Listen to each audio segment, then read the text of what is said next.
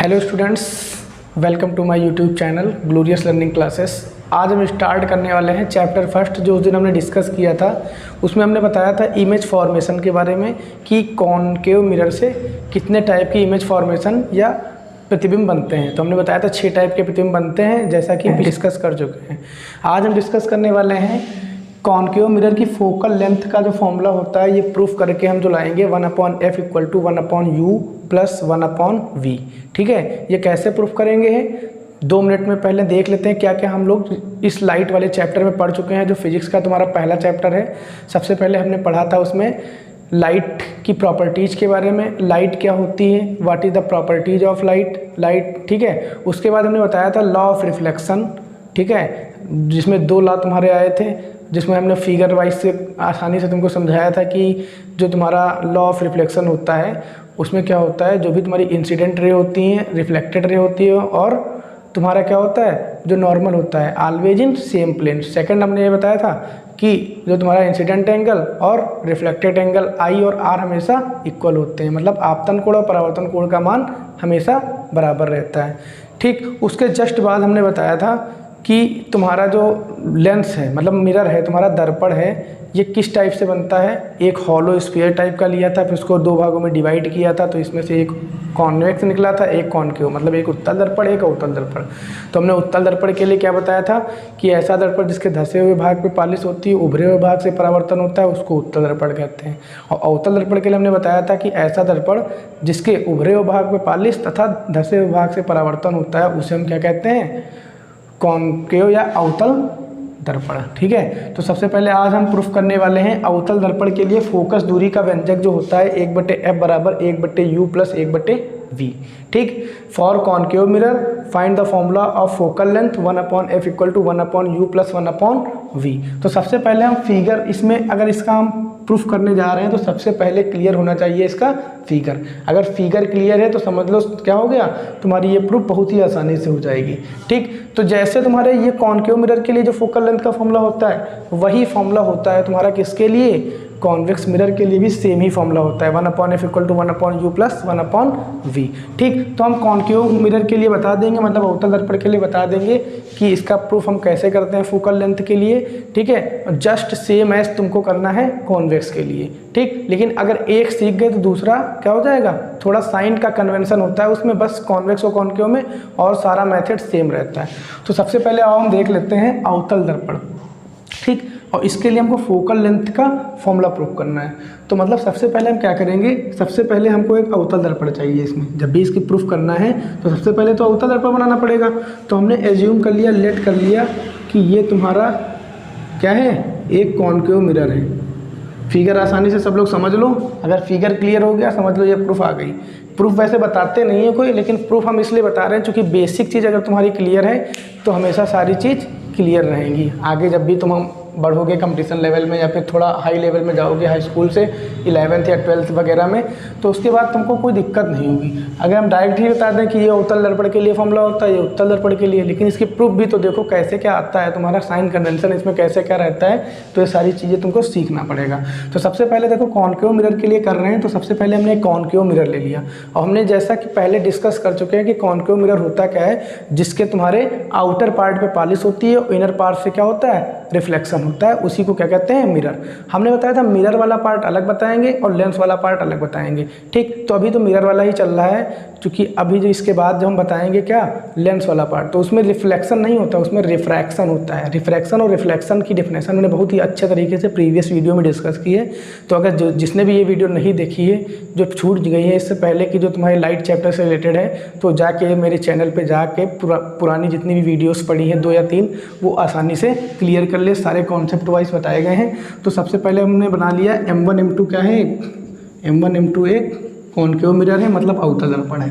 ठीक, सबसे पहले फिर हमने बताया था कि जब इसमें हमने रे डायग्राम बताए थे इसके, ठीक है, इमेज फॉर्मेशन अवतल दर्पण के बताए थे 6 टाइप के, तो उसमें सारी चीज़ें बताई थी कि पोल क्या होता है, प्रिंसिपल एक्सेस क्या होता है, फोकस क्या होता है, सेंटर ऑफ कर्वेचर क्या होता है, रेडियस ऑफ कर्वेचर क्या होता है। ठीक, मतलब ध्रुव, वक्रता केंद्र, मुख्य अक्ष, ठीक है, और जो तुम्हारा फोकस होता है, सारी चीज़ें हम डिस्कस कर चुके हैं। तो सबसे पहले हमको बनाना क्या है, अवतल दर्पण M1 M2, चूँकि प्रूफ करनी है हमको ये 1/f = 1/u प्लस 1/v।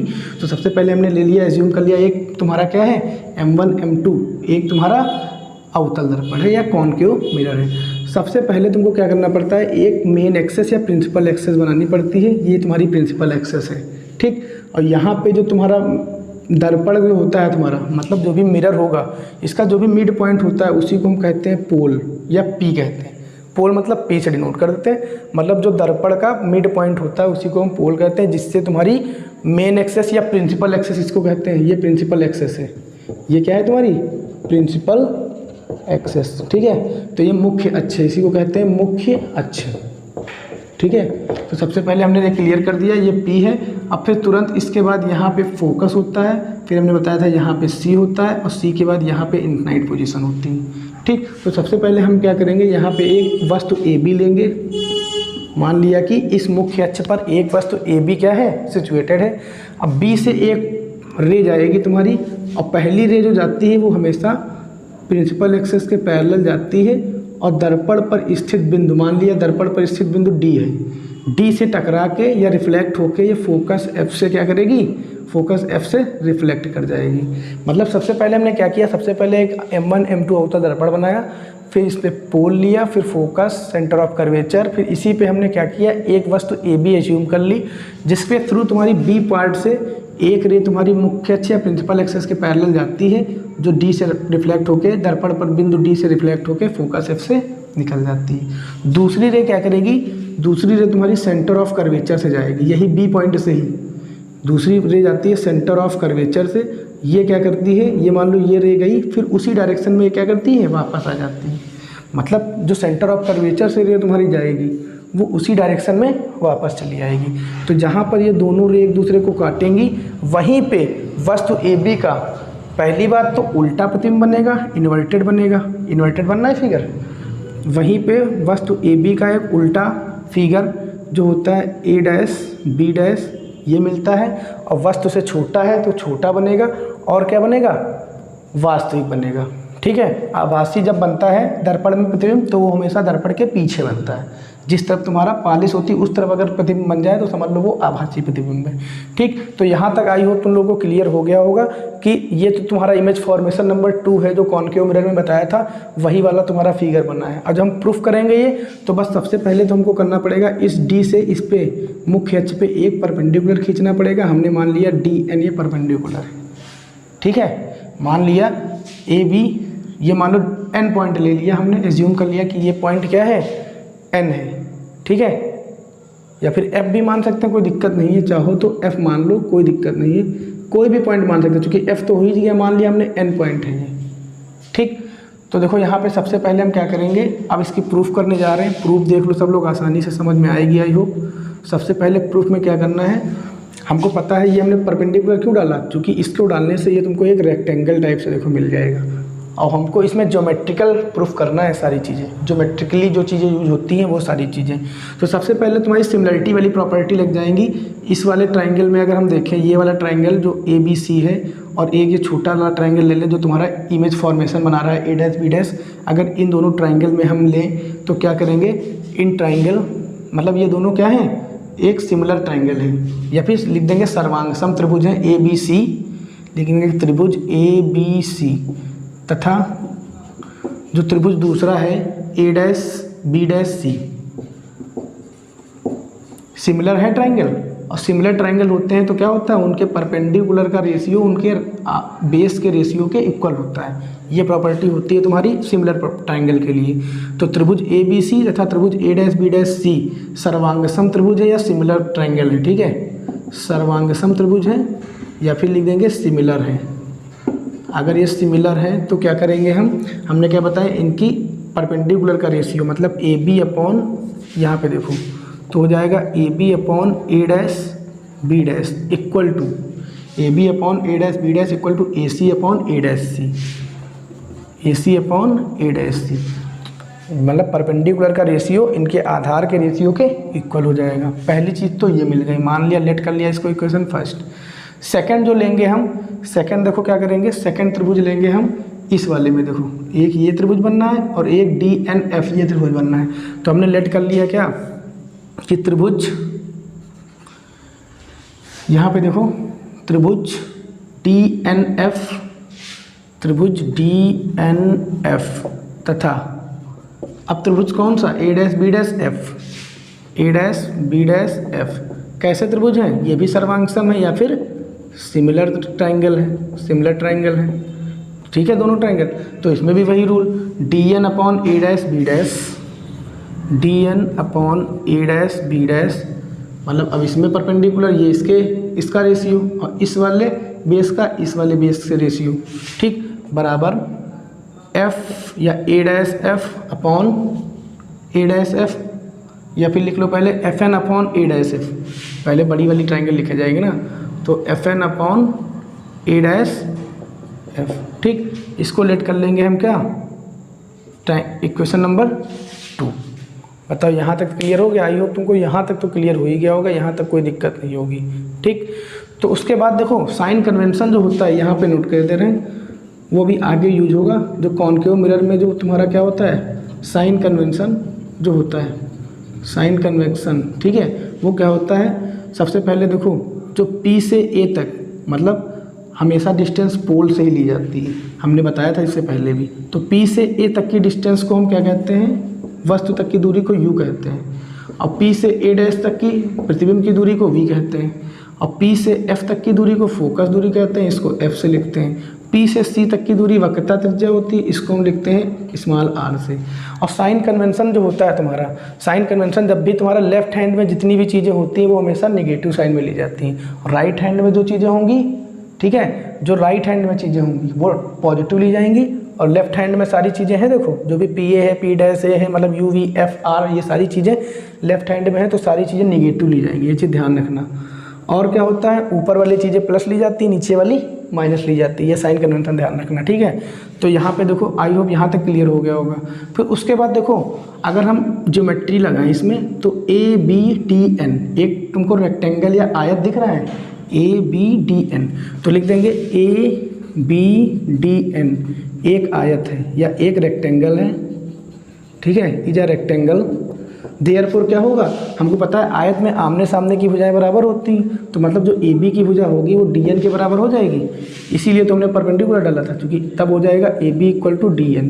और AB इक्वल टू DN किस में रख देंगे हम, ये तुम्हारा DN था, ठीक है, ये वाला DN है तुम्हारा, यहाँ पे AB रख देंगे हम, तो AB बराबर DN समीकरण 2 में रख देंगे। कहाँ से लगाई प्रॉपर्टी, कहाँ से लगाई हमने, ये तुम्हारी रेक्टेंगल वाली प्रॉपर्टी इसमें लग गई, ठीक है। तो यहाँ पे हमने DN की जगह पे AB पुट कर दिया, AB upon A', B' equal to FN upon A', F। I hope यहाँ तक क्लियर हो गया होगा, यहाँ तक कोई दिक्कत नहीं होगी, ठीक। अब देखो हम क्या करेंगे, इसको लेट कर लिया इक्वेशन 3। अब ये वाली न्यू इक्वेशन बन के आई है यहाँ पे। अब इक्वेशन 1 और 3 देखो, इसमें LHS सेम है तो RHS सेम हो जाएंगे, तो सब by 1st and 3rd LHS is same, therefore RHS is also same, ये प्रॉपर्टी में पढ़ा होगा। तो ये RHS की वैल्यू इस RHS के इक्वल हो जाएगी, मतलब AC upon A', C equal to हो जाएगा FN upon A', F। I hope यहाँ तक भी क्लियर हो गया होगा, यहाँ तक भी कोई दिक्कत नहीं होनी चाहिए तुम लोगों को। आप जानते हो क्या करेंगे, अगर दर्पण का द्वारक बहुत छोटा हो जाए तो क्या होगा, जो N और P होंगे वो एक ही बिंदु पर हो जाएंगे। यहाँ पे लिख देंगे अगर, यदि, इफ दर्पण का द्वारक मतलब जो एंट्री गेट है तुम्हारा, दर्पण का द्वारक मतलब जो ये तुम्हारा है, ठीक है, ये दर्पण का द्वारक छोटा हो जाए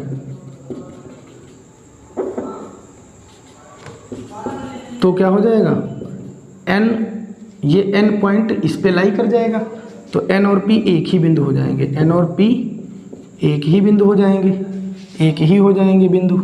तो हमको क्या करना पड़ेगा, NP की जगह पे हम क्या करेंगे, FP की वैल्यू रख सकते हैं, तो ये N यहाँ पे लाई कर जाएगा, तो मतलब NP इक्वल टू FP रख देंगे।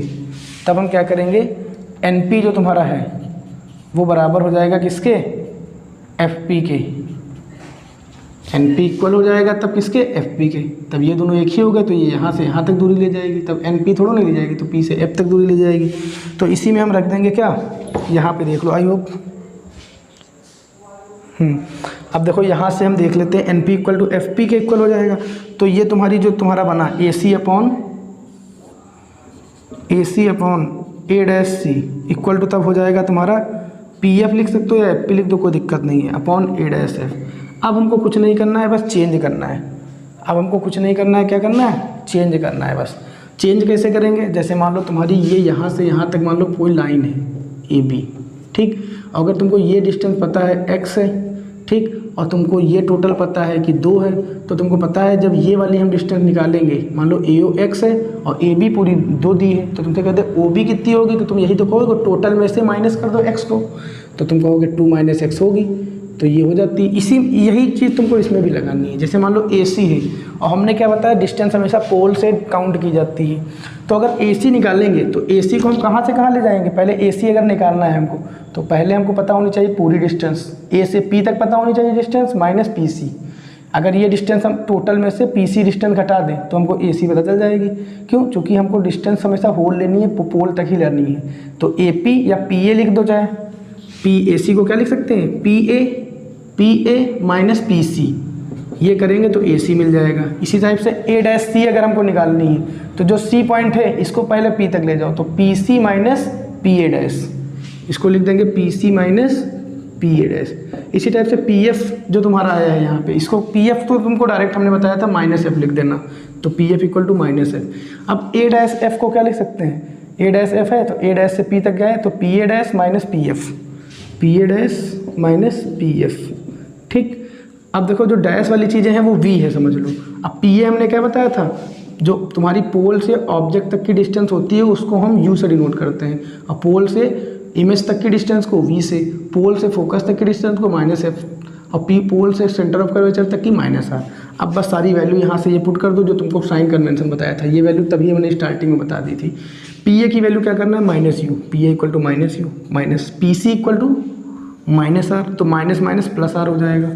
PC इक्वल टू -R, फिर -R, minus PA' minus minus plus V, क्योंकि PA' हमने बताया था V से डिनोट करते हैं, माइनस माइनस प्लस हो गया, -F अपॉन फिर PA' माइनस V और माइनस PF मतलब माइनस माइनस प्लस F। अब क्रॉस मल्टीप्लाई करा देना है बस।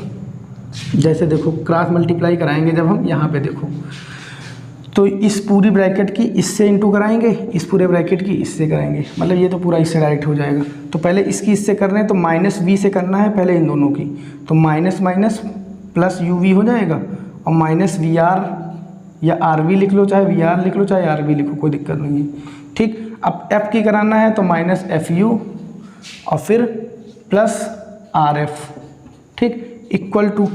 अब इसकी कराएंगे तो माइनस माइनस इक्वल लगा दिया, माइनस माइनस प्लस RF, ठीक है, और प्लस VF, यही तो हो जाएगा। इसकी जब इससे कराएंगे एक तो आएगा माइनस माइनस प्लस RF और दूसरा आएगा माइनस प्लस, यहाँ पे देखो लगा लो, minus plus minus, minus plus minus FV। I hope यहाँ तक तो समझ में आ गया होगा, यहाँ तक कोई दिक्कत नहीं। अब देखो क्या करेंगे हम, देखो RF प्लस का और इस तरफ का RF कट गया, बचा क्या, UV, ठीक है, माइनस RV, ठीक है, माइनस FU, ठीक है, और यहाँ पे क्या बचा, माइनस FV, ठीक, जो कट गया वो हटा दिया सीधे। अब क्या करेंगे, UV को इसी तरफ रखो इक्वल टू। अब यहाँ पे देखो क्या करेंगे हम, यहाँ पे तुम्हारा प्लस का FV है, माइनस का FV पहले लिख लो, और ये माइनस का प्लस FU हो जाएगा, और ये माइनस का RV कहाँ क्या हो जाएगा इस तरफ, यहाँ पे प्लस का RV। यहाँ तक क्लियर हुआ। हम क्या करें, केवल UV को इस तरफ रखा और सबको उस तरफ ले गए। अब तुमको एक फॉर्मूला पढ़ा होगा रेडियस ऑफ कर्वेचर का, R equal to 2F, radius of curvature और फोकल लेंथ का ये फॉर्मूला है, ये आगे प्रूफ कराएंगे हम कि R इक्वल टू 2F होता है, मतलब रेडियस ऑफ कर्वेचर होता है 2 टाइम फोकल लेंथ के होता है। ये फॉर्मूला ध्यान रखना, ये तुम्हारा इसमें यूज होगा, R इक्वल टू 2F, क्योंकि हमको पता है R इक्वल टू 2F, तो हम क्या करेंगे इसी में R इक्वल टू 2F रख दे अगर, तो हो जाएगा तुम्हारा क्या, UV equal to minus FV plus FU और प्लस R इंटू R की वैल्यू डाल दो सीधे 2FV, और 2FV ये है, माइनस FV ये है, तो 2FV में से माइनस FV जाएगा तो प्लस FV बचेगा, तो मतलब आ जाएगा UV इक्वल टू माइनस नहीं प्लस FV हो जाएगा, 2FV में से माइनस FV जाएगा प्लस FU। अब क्या करेंगे, अब बस तुम्हारा प्रूफ हो गया, समझ लो। बस क्या करना है, UVF से डिवाइड कर दो, UVF से डिवाइड करने पर, UVF से डिवाइड करने पर, डिवाइड क्यों कर रहे हैं, क्योंकि अब जैसे UVF से डिवाइड करेंगे UV से UV कट जाएगा, ये 1/F आ जाएगा, तो UVF से डिवाइड करने पर UVF से जैसे ही डिवाइड करेंगे तो देखो कहाँ पे जगह बची है, यहाँ पे देखो थोड़ी जगह बची है, यहाँ पे देख लो आ जाएगा। जैसे UVF से डिवाइड करेंगे तो हमको पता है UV अपॉन UVF, ठीक, equal to FV upon UVF, ठीक है, प्लस FU अपॉन UVF, ठीक। तो देखो ये UV से UV कटा, 1/F आया, और ये F से F, V से V तो 1/U आ गया, ये F से F, U से U तो 1/V। देखो जो चीज़ प्रूफ करनी थी वही चीज़ आ गई। तो 1/F बराबर 1/U प्लस 1/V, मतलब कॉन्केव मिरर के लिए तुम्हारे फोकल लेंथ का फॉर्मूला क्या होता है, 1/F बराबर 1/U प्लस 1/V। यहाँ जब तक आ गया तो इसको इसके बाद क्या करेंगे, UVF से डिवाइड कर देंगे। जैसे डिवाइड करेंगे तो UV कैंसिल हो गया, 1/F, यहाँ FV कट जाएगा तो U बचेगा, यहाँ FU कट जाएगा तो 1/V बच जाएगा। तो मतलब तुम्हारा कॉन्केव मिरर के लिए जो फोकल लेंथ का फॉर्मूला होता है ये होता है, ठीक है। आई होप बहुत ही क्लियरली तुम लोगों को समझ में आया होगा, ठीक है। बहुत ही आसानी से तुम लोगों को ये चीज़ हमने प्रूफ करा दी एक ही लेक्चर में, एक ही वीडियो में, ठीक है। आज के वीडियो में तो हम केवल इतना ही रखेंगे, क्योंकि कॉन्वेक्स मिरर के लिए जो हम प्रूफ करेंगे 1/F बराबर 1/U प्लस 1/V, ठीक है, बिल्कुल सिमिलरली होगा, बस उसमें फिगर चेंज होगा थोड़ा। तो उसी टाइप से हम जानते हैं उसमें क्या करेंगे, केवल PA जो होगा वो केवल निगेटिव होगा और सारे पॉजिटिव साइन होंगे, ठीक। तो आई होप तुम लोगों को कॉन्केव मिरर के लिए जो तुम्हारा है, जो कॉन्केव मिरर के लिए जो तुम्हारा फोकल लेंथ का फॉर्मूला है बहुत ही आसानी से क्लियर हो गया होगा, ठीक है। इस बेस पे तुम्हारे बहुत से न्यूमेरिकल बनते हैं, ज़्यादातर तुम्हारे बोर्ड एग्जाम में इसी पे रिलेटेड तुम्हारे क्वेश्चन आते हैं, लेकिन कुछ लोग गलत करके आते हैं। क्यों? क्योंकि कुछ लोग साइन कन्वेंशन की वजह से गलत कर देते हैं, ठीक। कुछ लोग मिरर और लेंस को एक ही समझ के वही टाइप से फॉर्मूला लगा देते हैं, जबकि मिरर और लेंस दोनों हमने बताया एक दूसरे के अपोजिट है। मिरर में रिफ्लेक्शन होता है, लेकिन जो लेंस होता है उसमें रिफ्रैक्शन होता है।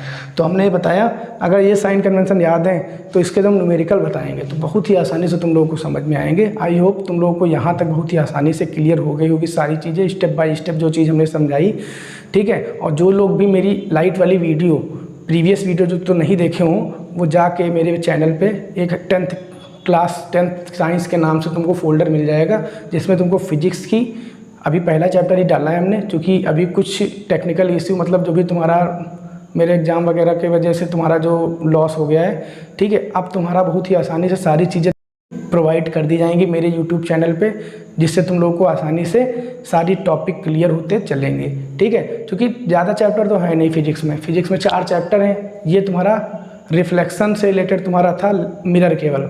अब इसके बाद जो चलेगा वो चलेगा आवर्धन क्षमता इसकी बता देंगे। फिर डायरेक्ट लेंस पे आ जाएंगे कि प्रकाश के परावर्तन का लेंस पर प्रभाव क्या होता है, ठीक है। प्रकाश का परावर्तन मतलब अपवर्तन जो होता है वो लेंस पर कैसे क्या होता है, ये सारी चीज़ें आगे क्लियर करेंगे, ठीक है। आज हम इतना ही रखते हैं, यहाँ तक क्लियर कर दिया जो चीज़ें। उसके बाद नेक्स्ट वीडियो में हम क्या क्लियर करेंगे, आवर्धन क्षमता बता देते हैं, उसके बाद लेंस के बारे में बताएंगे, और जो भी तुम्हारे न्यूमेरिकल वगैरह होंगे वो टॉपिक जो तुम्हारे सारे क्लियर हो जाएंगे। उसके बाद सारे टाइप के न्यूमेरिकल तुमको उसी में प्रोवाइड कर दिए जाएंगे। आई होप तुम लोगों को बहुत ही आसानी से ये चीज़ क्लियर हुई होगी, ठीक है। आज के लिए इतना ही रखते हैं, नमस्कार।